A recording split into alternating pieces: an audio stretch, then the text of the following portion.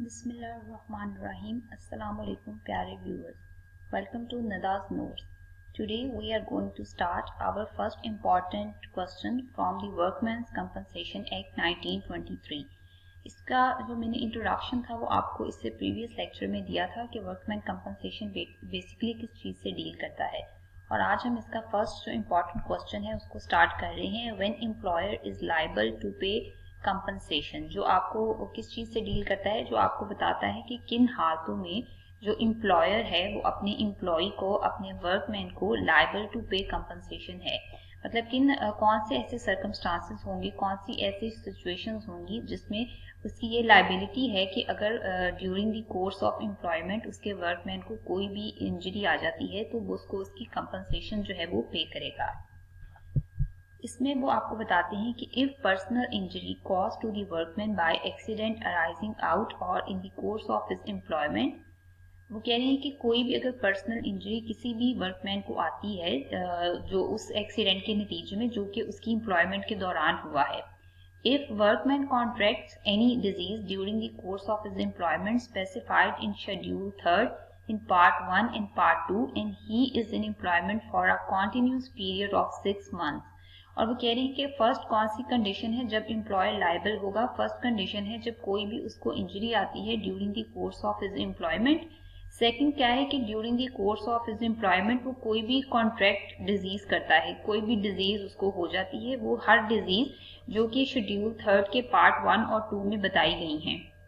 और उसकी जॉब को जो है वो 6 मंथ का एक पीरियड जो है वो हो गया है. The contracting of such disease shall be deemed to be an injury by accident within the meaning of this section unless the employer proves something contrary to it. वो कह रही है तो इस हालत में उसको जो उसका एम्प्लॉयर होगा वो लायबल होगा कि उसको कंपनसेशन पे करे, अनलेस वो कुछ और प्रूव करे कि उसके कॉन्ट्रेरी जो है वो कुछ प्रूव करे, उसको लगे कि नहीं ये जो इसको इंजरी या डिजीज हुई है वो during the course of his employment नहीं हुई. और इससे आपका section 3 of the workman of compensation act जो है वो डील करता है. इसकी अब अगर हम देखा जाए तो इसको एक तरह से दो पार्ट्स में जो है वो डिवाइड किया गया है. एक वो आपको सिचुएशन बताते हैं कब जो आपका एम्प्लॉयर है वो लायबल है, और दूसरे में वो बताते हैं कि when employer is not liable in respect of an injury which does not result in the total or partial disablement of the workman for a period exceeding 4 days.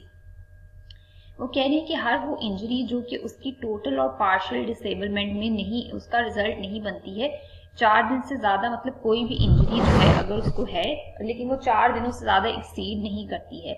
और सेकंड क्या है, in respect of any injury not resulting in death caused by an accident which is directly connected to workman having the influence of drink और drugs, the wilful disobedience of rule expressly made for the safety of workman. अब वो कह रहे हैं कि इन conditions में employer जो है वो लायबल नहीं है अगर तो उसको कोई ऐसी इंजरी हो रही है जो उसकी टोटल और पार्शियल डिसेबलमेंट का रिजल्ट नहीं बन रही है. सेकंड वो कह रहे हैं कि अगर उसका कोई एक्सीडेंट तो हुआ है या उसको कोई इंजरी तो आई है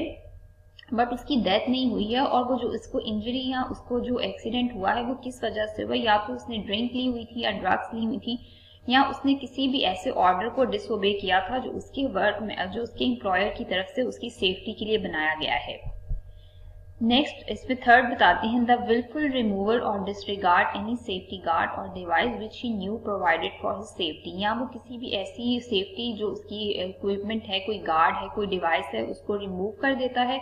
No compensation shall be payable to workmen in respect of disease unless the disease is directly attributable to a specified injury by accident arising out of and in the course of his employment. तो वो कह रहे हैं कि इन तीनों conditions में वो किसी भी हालत में जो एम्प्लॉयर है वो उसको कंपनसेशन देने का जो है वो के लिए लायबल नहीं है.